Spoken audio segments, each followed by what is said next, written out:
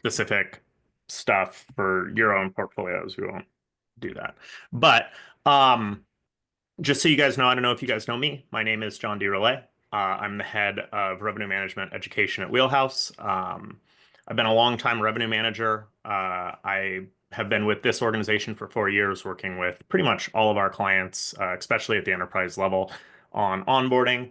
I also, prior to that, was the head of revenue management at an organization called Stay Alfred, where we had about almost 3,000 apartments in 30 US cities, and I led the revenue management team and kind of built that team from the beginning. So, longtime revenue manager in the space. Lots of experience with both traditional kind of vacation rental inventory and also urban multifamily. So, happy to be chatting with you guys. Obviously, you guys probably know we're here to talk about just Charleston data. I don't know, have you guys caught any of the revenue management roundtables that we do? Yes, I try to watch them on a regular Awesome. basis when they come out. Yep. Good, good. I'm glad. So you might kind of know like the vision. We're kind of testing out different formats for this, but we're trying to do more like regionalized conversations so we can dig a little bit more into the data specific to people to kind of go along with those things. So why don't you guys introduce yourselves to me? Um, Either of you can start if you like. Let me know a little. My name is Natalia. I am based out of Folly Beach in South Carolina. I've been with My Ocean Rental since 2016, so it's coming up on 9 years, and we started, with a smaller portfolio and gained almost, we are at 90 properties right now, and, growing and learning, and you know I love it. Awesome. Yeah. And do you do the revenue management of your organization? Yes, I do.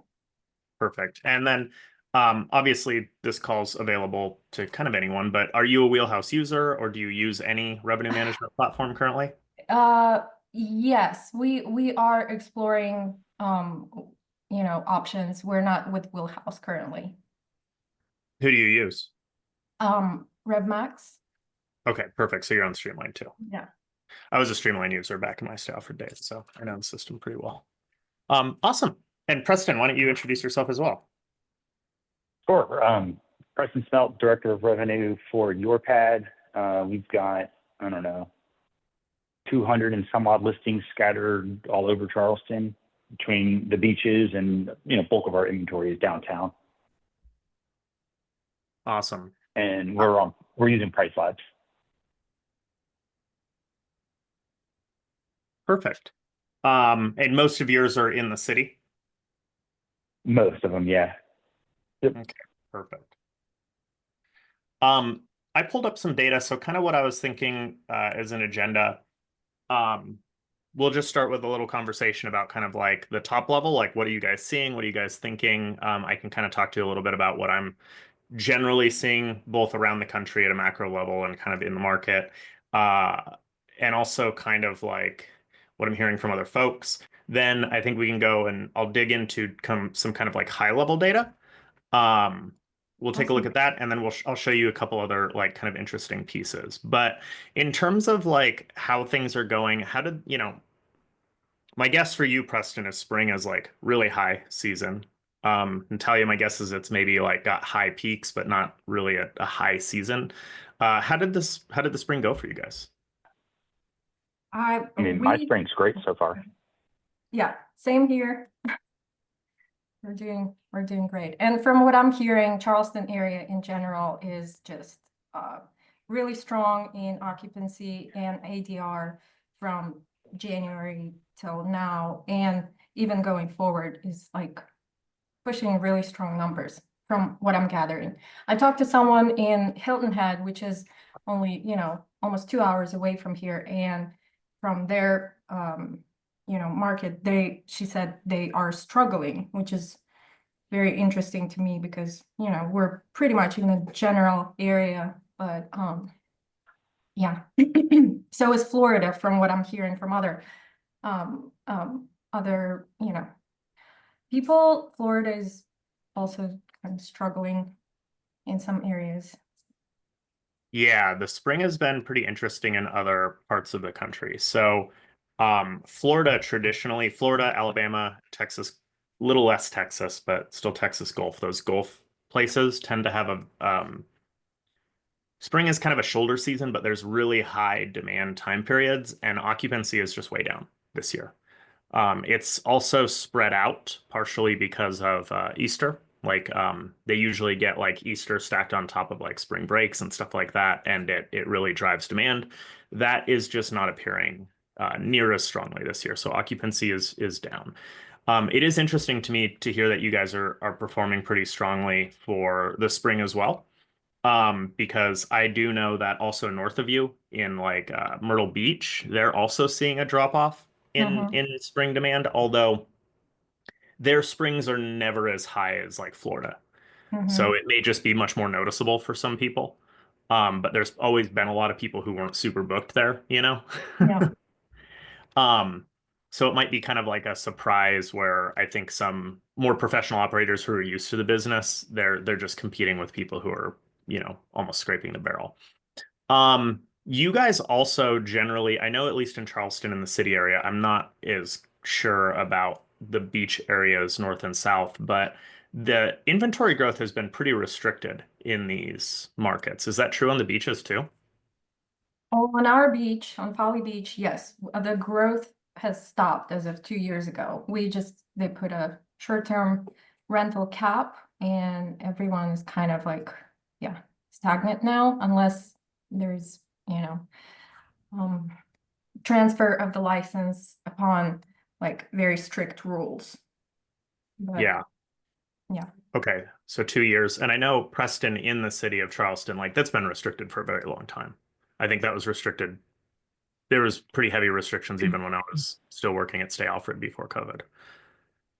I mean, geographically, yes, but within those permitted zones, there's not a cap.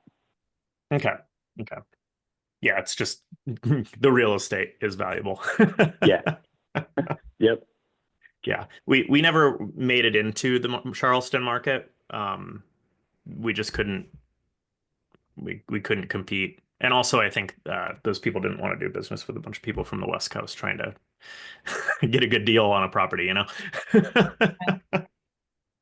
Um, okay. So that's pretty interesting. You know, there's another market not super near you, but near enough in West Coast terms. Um, Savannah is another market that actually has pretty good performance, and it's another market that's been pretty restricted in terms of its licensing and its growth. And when we look at these markets where like occupancy is down, it's not really that demand is down. Demand is still growing generally. But in many of these cases, inventory has outpaced demand multiple years in a row, and now it's like really catching up in the market, I think, along with some other conditions. Do you see a lot of international travelers? We don't. we don't see it as much. Yeah, not so much. Our That was main kind of my travelers are kind of like in the driving, you know, drive to from the drive to markets or drive from markets rather. that was going to be my guess is there's not a huge international travel contingent. I've been to the airport in Charleston. It's beautiful, but it's small. So, um, and that's a piece where, especially when we look at Florida, Yeah. uh, their spring and winter gets a lot of Canadian travel, and Canadian travel is just decimated right now. It's Yeah, I've heard of future that. Canadian travel is down 70%. So, but that makes sense that then, and it's a good thing that it probably wouldn't be affecting you guys then. Um, okay. So why don't we walk through a few kind of data pieces? Uh, unless there's any other questions that you kind of had, just like if you hadn't wanted to ask me about what you think might be going on around you or stuff like that, and we'll kind of get to the future after we look at some data together. Um, yeah, I think I'm good right now. We can move on. Preston, any questions from you? Not at this point. Okay. All right. Do you see this Charleston market report? Yep. Okay, perfect. So I am on the Wheelhouse market reports. The market reports are kind of like a high level product. So Wheelhouse defines market areas. They're pretty wide. If you want to dig into this later, the model is going to be much more localized. But we do offer these kind of data reports at a very high level, so you can see like big trends and get an idea of what's going on. Small thing to mention for you guys is these market reports are free. So if you just went to Wheelhouse and signed on, you can go to this markets report tab and search for any market in the world really that we're covering and access this data. So you don't have to be a Wheelhouse pricing user to access this. There's a few things we're going to look at here. These highlights are cool. The active listing one I think is the most interesting one right now because obviously there is such restricted new growth in this market, which I think going into the next, definitely this year, but also probably the next couple of years is going to be a major advantage for keeping kind of prices and occupancy stable. One of the pieces I do like to look into is just this trends tab. And what this is going to show us is the monthly occupancies across the entire region for various years. And so I have this selected on adjusted occupancy right now. And, let's just kind of validate some of the trends we've been seeing. So we're obviously only in Q1 for 2025. And January is not a super strong season. February is building up, and then March, April, May start to be some of the strongest time periods here until we get to the summer. And this is going to include a mix, if I go back to this map, of some of the beach and the city. So I do know that there's probably a little slight difference in seasonality between them. I'll pull up some data later where we dig into some specific parts. But I think the important thing to note here is there is a little bit of attrition in March, but only compared to 2024. So part of that could be the shift in Easter. It could be there's a number of things it could be, but that is still stabilized to 2023. So I am hearing what you're saying. It seems to be, from an occupancy perspective, still pretty strong. We're not seeing big drops in occupancy. When you look at markets in like Florida and Texas in particular, you see big drops here in the March occupancy. It looks like April on the books is exceptionally high. And so my guess here is some of this occupancy, and let me get a little pen out so I can draw. My guess here is some of this occupancy is going to move here because we're at a really high occupancy level and we've still got about 2/3 of the month left. So it's likely that just at a glance that April will probably come in at a higher occupancy than it did last year, which would make sense. We do have that holiday. Whether or not it's enough to kind of make up for any occupancy loss in March, we'll see. But that looks pretty strong. And then obviously we have quite a bit of early booking coming out through into July. We'll take a look at some pacing stuff to see how on pace that is. When I talk about other markets that have kind of like spring and then summer high seasons, something we've seen in other markets is pacing for summer was really good in late 2024. It kind of stayed near pace through Q1, but in February started to fall behind in many of these kind of summer high season markets. And kind of paired with that, we would often see that people were kind of pushing rate still. So there was room to cut, but they were maybe starting to fall a little behind on the pacing at a market level. So we'll kind of see if that's what's going on here. Any questions kind of looking at this occupancy situation? Does it kind of make sense? Does it match what you guys are seeing in your own portfolio? So far, it's really, yeah. Well, our March specifically, just for Folly Beach or for us, March was pretty strong, as strong as last year, and that was very good to see because last year Easter was in March, and this year we were able to gain the same occupancy, and it's just great, and sustain the same ADRs. So Yeah. it's reassuring. It is good. It is good. It's not, this is a good one. I'm happy to have this conversation. It's good news. Yeah. One other thing I like to check here is we're looking at the entirety of the market. So if you're looking at some of these occupancy levels, you might be like, they seem kind of low. It's because we're looking at everything. I do Mhm. like to kind of flip Yep. over to this high performance um, piece. This is going to be like the top 15 to 20% of the market, depending on how big it is. You can see that all these occupancy levels kind of rose. In fact, the spring in particular is much closer to the summer. So that's an interesting kind of difference, which spring is really strong in this market area, but definitely some of the lower quality properties lose a little bit of ground in the spring, whereas it stays pretty consistent in the higher properties. You basically just have high season from March through July, right? Um, this also looks a little better. Like there's a little bit of attrition still in March, but we're still higher in January. February is looking strong. This attrition is really, really minimal, and we're still starting out high. So the highest performing listings are still performing better. They're probably going to take more market share if there is any pressure on the occupancy. And so it's really key to make sure that you're trying to get your listings to be in that kind of top level. Natalia, you mentioned you've been following our revenue management roundtables. Something I've been talking to people about is I've noticed over the last like 6 months, the revenue managers are bringing up a lot about kind of like listing optimization because I Mhm. think in these environments where occupancy is falling, that's really the biggest place they think they can make a difference. Yes, I agree. Yep. Okay, so that's the occupancy side. I do also like to look at, not that one, I like to look at asking rates.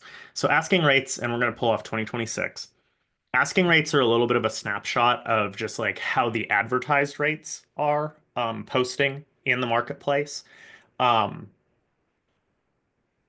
it's not going to include the booked rates. I mean, it does kind of, but it's giving us an idea of what people are advertising out there, kind of at a high level. And this kind of does, so I'm back on the all. This kind of does fit what you guys were saying. We're seeing growth year over year in pretty much every month. It does look like people are pushing May a little high, May and April. Although this might, April in particular makes sense because of the Easter moving. Do you know if there's anything in May that would really cause the market to be kind of pushing rate at all, like a specific event, or is it maybe just a trend that people are kind of holding higher this year? I think um, people are just holding. I mean, there's um, perhaps Preston knows a little more because downtown is in spring has so much going on from like graduations and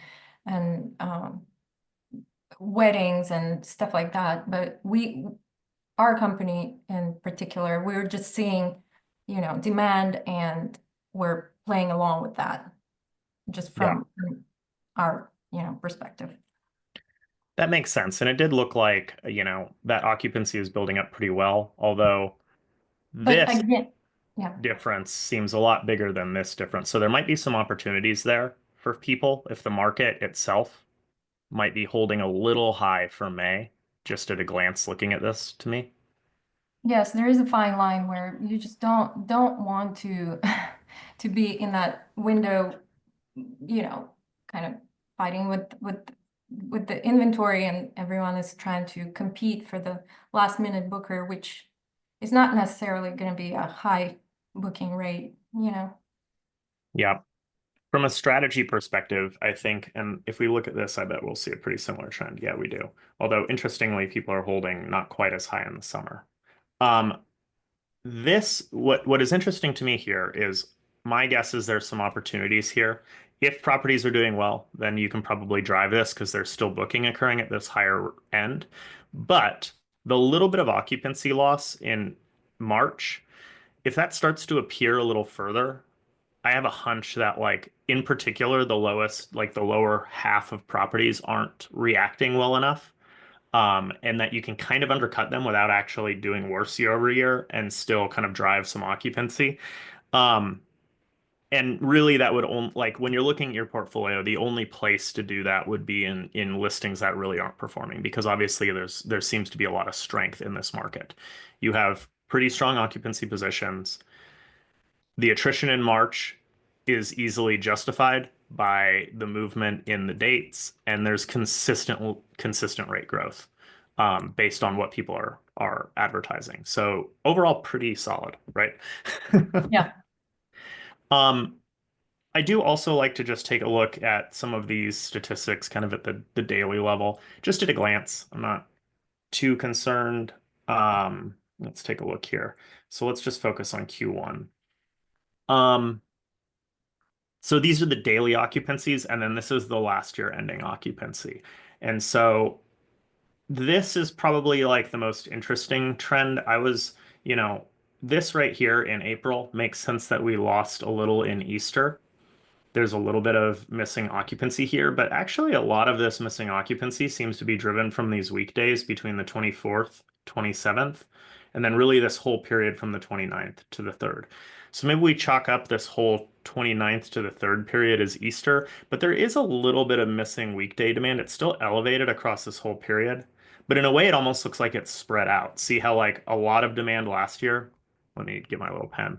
A lot of demand last year was really concentrated right here because this actually dips below.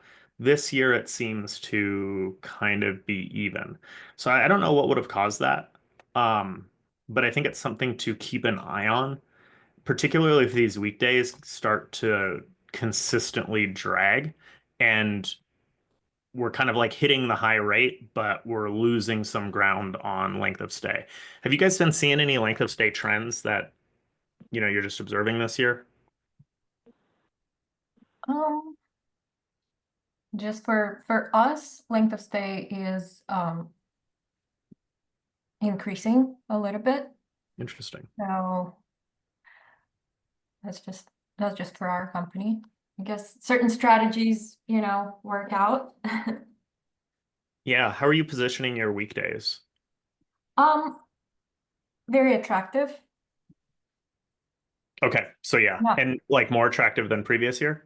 Um, it depends. Just, honestly kind of segmenting our inventory and like properties that usually don't perform, we're being less conservative and just like offer them because whatever traction we can get in the slow season pays off in the higher season. So That makes sense. yeah. Preston, are you seeing any trends around weekdays this year that seem a little different than last year? I mean, we're talking about really minor differences in this data. This isn't a huge difference, but and otherwise it looks pretty consistent. No, what, like the data we're getting out of key data, right? We've also used, this is all scraped, right? No, the market reports are a mix of direct and scraped.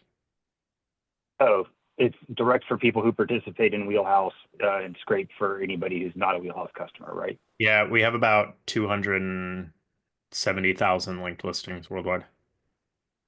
Yeah. So, I'm just making sure I compare data sources, right? Because like key data, where everything is direct and represents about 40% of the market, is showing everybody's down. Like Q2 is the only quarter that's up, but Q1 and Q3 are Q1 finished down and Q3 is trending down. In occupancy or And that's all in RevPAR. And does that include the Charleston area, including all the beaches, or just the downtown area? I've segmented to downtown and Folly are stuff like on the IOP. We don't have enough for me to care about, like really care about IOP trends for 2 whole listings. But Folly's holding steady right now, which is good based off the key data reports. And then, but downtown is seeing a dip. It'll be interesting. Next week, I go to Charleston Travel Council meeting. It'll be interesting to see how Q1 fared from the hotel side. But overall feeling right now is that the market's actually trending down. Okay. So it's interesting. I have right here. So this kind of like overall like region. If I drill Yep. down into I made this set, so we have another tool set that You can basically customize the data. And this one is our scraped data only. We don't share our direct data through this, although we do inform our AI model that is estimating stuff through all of our direct data. So that's been trained over 10 years. But this one, we don't give you the direct listing level data. But it is informed by it. What I can do is basically I've selected an area in just on the, I don't know if you call this peninsula, in Charleston. I built a set of listings, pretty large set, so it's pretty big. I'm looking at kind of all bedroom types, but I did restrict it to listings that were open for more than half of last year, and also listings that maintained an annual occupancy of at least 60%, adjusted occupancy. So I am looking at kind of like a higher, I'm trying not to include all of those like lower hosts and stuff. And when we just look at Yeah. the city of Charleston,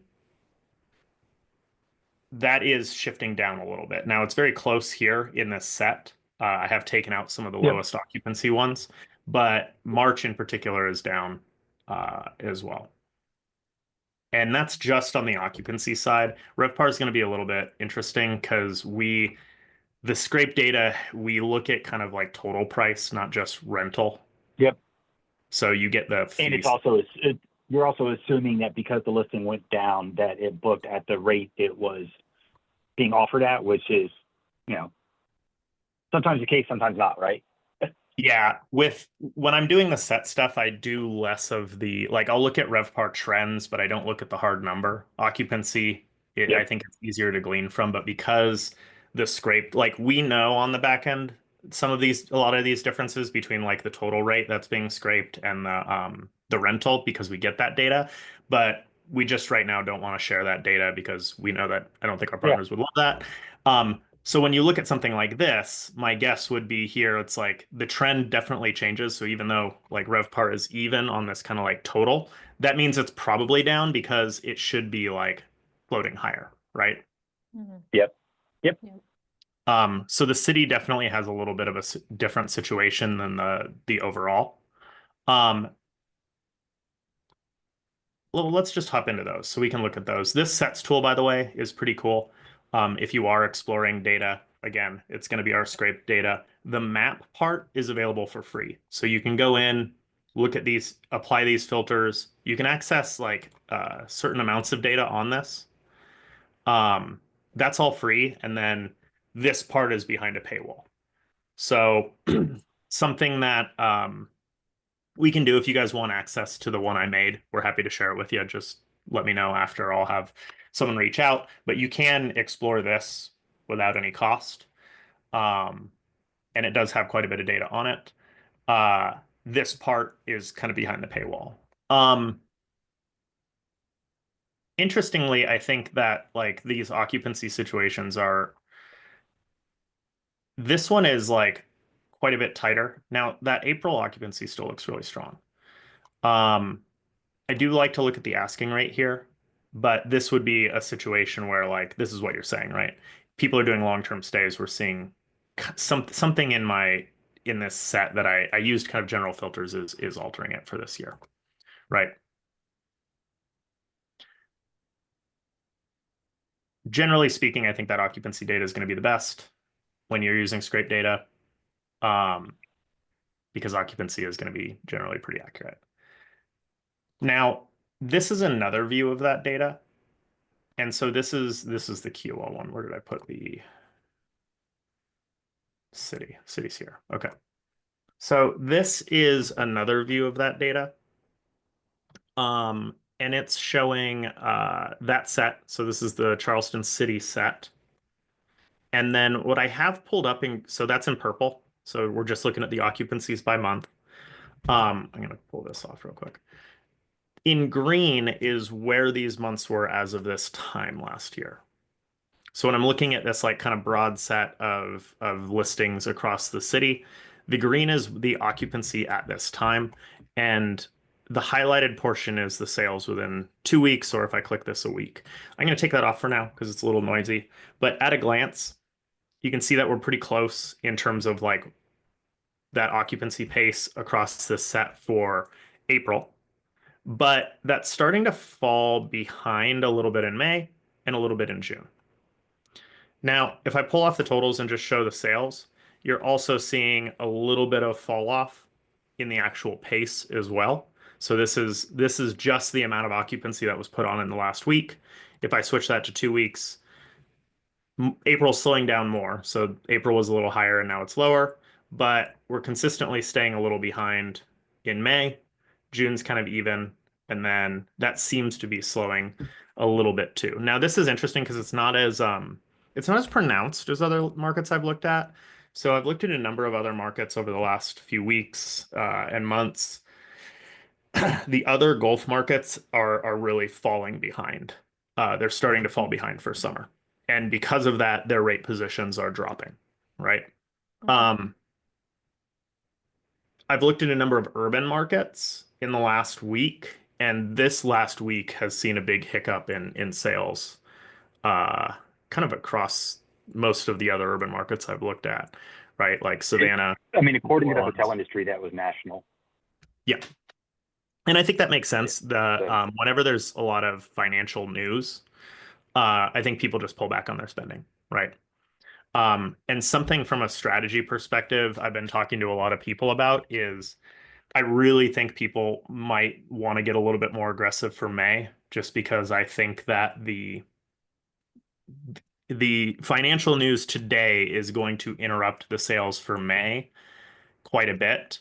It'll interrupt a little bit for June and July, but if we, you know, assuming that things kind of like wrap up within a month, there's still time to recover some of that, but the May stuff doesn't have a lot of time to recover, right? Um, I also do like to look at this at the daily basis. This is a little noisier at the daily basis, so let me zoom in. But I'm just kind of spotting for if there's any big differences between dates from this year to last year that strike me. And looking at the city portion, it doesn't look like there are. I mean, the general trends seem to be about, the general date trends seem to be picking up around the same time. Now, it does look like this year there's like a little shorter stay. So I don't know if you can see this, but let me zoom in a little and then I'll try to illustrate what I'm saying. When we're watching the occupancy side, last year you have a lot of like 3 night peaks. So probably like Thursday through Sunday or Friday through Monday kind of stays. This year those peaks seem a little bit, there's a few 3 nights, but we're also seeing more 2 night kind of peaks picking up. So it could be that some of the occupancy loss is coming through different length of stay trends.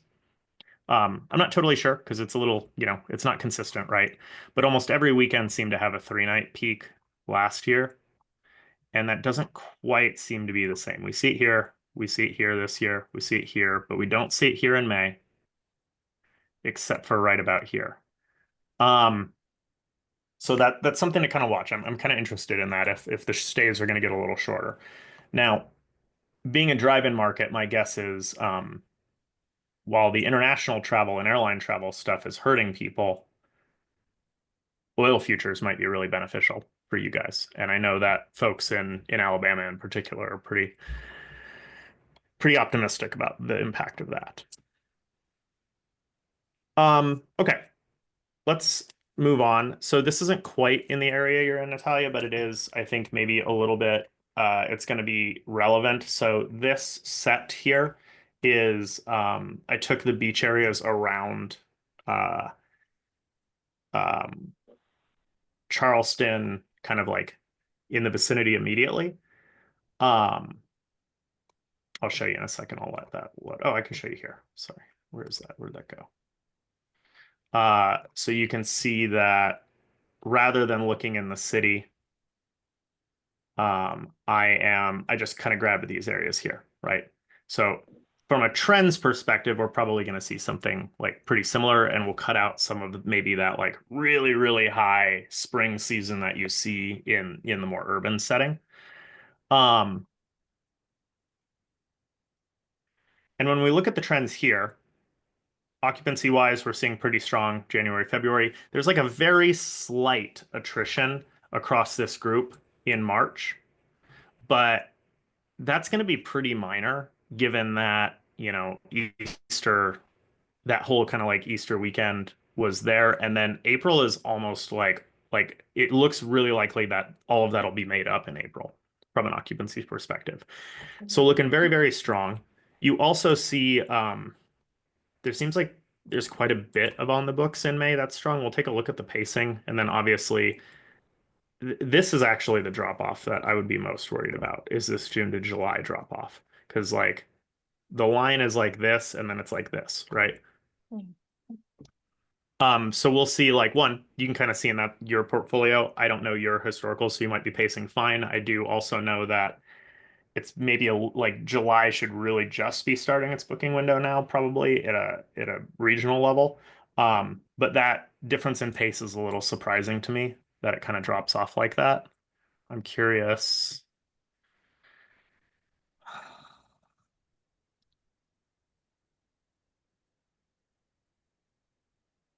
Let's see, what are these dates? Let's go a little further out.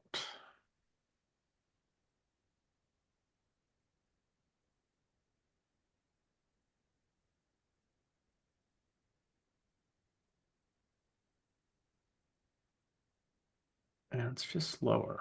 That's kind of interesting. May really looks like weekend oriented short stay here. Um, this is obviously getting longer stays and looks like it's got kind of a consistent pickup, and then it's just dropping off. But this is a good sign. I mean, that 4th of July is picking up. So my guess would be is really kind of watching on a week to week basis if these start to pick up. If these start to stall at all, you might want to take some early action because it could be a result of like the macro stuff going on. But you know, this 4th of July, how far is that? That's like 3, 7. I mean, that's like almost 12 weeks away. So if this is moving on like a 10-week window, that would kind of make sense to me. Does that make sense when I'm saying that? It's like Yeah. it's kind of like we're almost like hitting the 10-week window here, and like we're looking for that pickup to kind of start to ramp up a little week by week. I think it's going to be kind of my deadline was to watch mid-April, I guess April 15th, and then I'm closely watching July to make sure we don't start to fall behind or anything like that. But taking into consideration everything that's going on in the news and just, you know, when people don't feel or don't, yeah, I guess when people don't feel secure, they don't want to kind of make travel plans, and it pushes them to wait until more last minute when they feel a little more secure, you know? Yeah. So yeah, just watching for that. So yeah, 12 weeks until July 4th. So we have a little bit of time, but approaching that deadline to start watching. So far, we're pacing along with last year for July. Yeah, good. This you can also see like very clearly that this Easter demand is probably going to make up for the loss in Easter demand here. And since there was still these demand peaks, I think that there's actually a lot of good opportunity there overall. Yeah. Now, let me pull this off.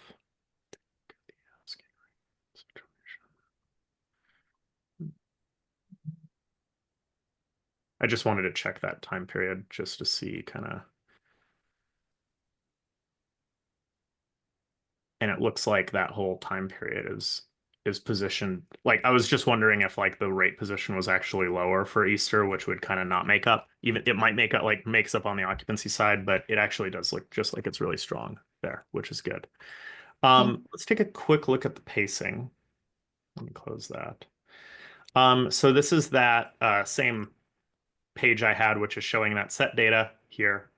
That custom set, I have it at the monthly level, and I do have the same time last year pulled up. I'll close this one. And it looks like the pacing is pretty good. Interestingly, within the set itself, the pacing is a little behind, but that could be partially due to it's a little interesting to me. The set that I pulled is a little behind on those beaches. Like they were in a very strong position in June last This is year. not in Folly Beach, right? This is just No, Key no, no. Island, and Yeah, this is I thought here. I saw Folly Beach, but I could build one. I just didn't build oh, one no, it's uh okay. for it. What we can do is we can build one for you and share it with you so you can access this Okay. stuff. And Preston, same thing. If you want access to this, I can have my team members share this one. I can have our team share this if you wanted to just explore it, and we can give you access through the paywall. But yeah, this one right now is just these ones. Those are the ones I pre-built, just to get an idea of kind of what's going on in that beach situation, and a little bit of pacing behind, but overall, in terms of like where it is right now. But what's interesting, not sorry, I'm trying to do this. It's really this last week that it's missing stuff. So this is the sales. Mhm. And a big portion of like where we're pacing behind is like it's occurring this week, right? Like the sales this week have fallen Yeah. off in particular. Which I think is kind of interesting. So on trend with the rest of the country, or Yeah, I just think it's something that we should kind of expect, and every revenue manager is going to have to be watching over the next couple of weeks pretty closely. Yeah, I think so. Yeah, which is, it kind of reminds me, were you guys doing this when the Silicon Valley Bank almost crashed a couple of years hmm ago? hmm That like booking volume just like completely contracted for like 3 weeks. Um, Oh, interesting. and it wasn't like it's just like people don't like they stop spending on Yeah, stuff like that, it's like you said, just the insecurity. exactly. They don't necessarily like purchase travel or book their vacations when they are secure. They need to feel secure, and that's enough to even put it on a credit card, right? So to feel secure, you can pay it off. And when things like that on the national level happening, they're just like, let me wait, let me just see. And they might still book it. We just have to, you know, wait for it. So, Yeah. And I do think there's an element from the strategic perspective, which is like if you anticipate that too much of the market is going to wait, if you can just beat give it them a a little. little bit, Exactly. yeah, you can undercut them and be in a much better position. Another thing I think is, leverage your cancellation policy and be a little more flexible. So you don't even have to give in. You just like being more flexible, and people feel a little more confident booking with you. That's another way, I think. Yeah, I know that like I wish Airbnb made it a little easier to offer. I wish the channels would make it easier to offer promotional cancellation policies. That would Um, be it would be awesome. great, wouldn't Yeah. it? I do know though, like some of the companies I've been talking to who, especially in like Florida where things are not near as strong this year, the companies that are really weathering that occupancy pressure are the ones that are like they're really leveraging their own CRM of previous guests. And that's a Hmm. great place for you to offer like, hey, are you planning a trip? Like if you book direct with us, we'll give you this cancellation rate. So you don't even have to change the rate, but like to really just tell them ahead of time, like, hey, if you're thinking of a trip, we're offering free cancellation up to whatever. And because they're direct, you can track them, or maybe they use a coupon code, you can find them um, in the system easily. That's a great, marketing, I guess, approach. Yep. And Yeah. especially if you have years of a CRM. Uh, hmm back when I was in Stay Alfred, we used to call a lot of people when we were short on cash. And it was funny because they, they'd be like, I'm not really planning to travel right now, but I am planning a trip for the summer. And then they'd talk to us about it. Nice. Yeah. Okay. Cool.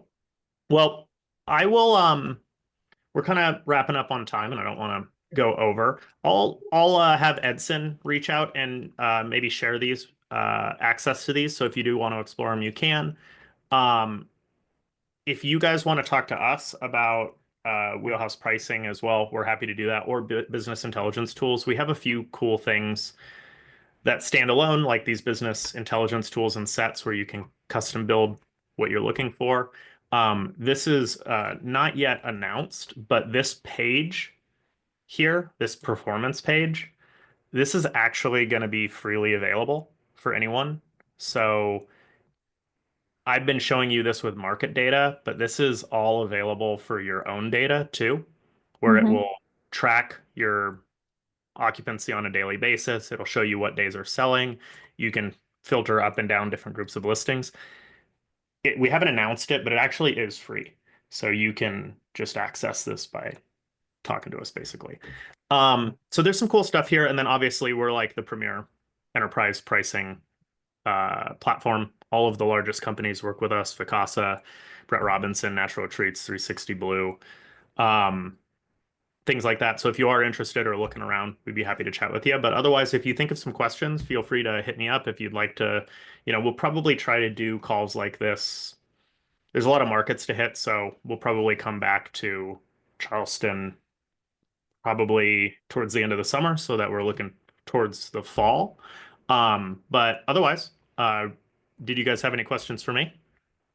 No, are you going to attend DARM conference this year? Yes, I will be attending Dawn. I really want to be there too, so hopefully I'll see you there. Awesome. Yeah. And also, I am pretty involved in some of the content planning for DARM. So when we get a little closer, we'll probably make a call for like presentations, and we'll also probably have some presentations we'll be looking for people to present. So if you don't have your own, we can do that. So if you're interested in speaking, keep in contact with me. Sounds good. I'm very shy Awesome. though, but yeah. I won't force you to do it. Thank you. Awesome. Okay, Appreciate your time. Preston, did you have any questions for me? Nope, I'm good. Awesome. Well, thank you guys, Okay. and I'll hope to talk to you again soon. Sounds good. Thanks, John. Bye, Bye. Preston. Thanks.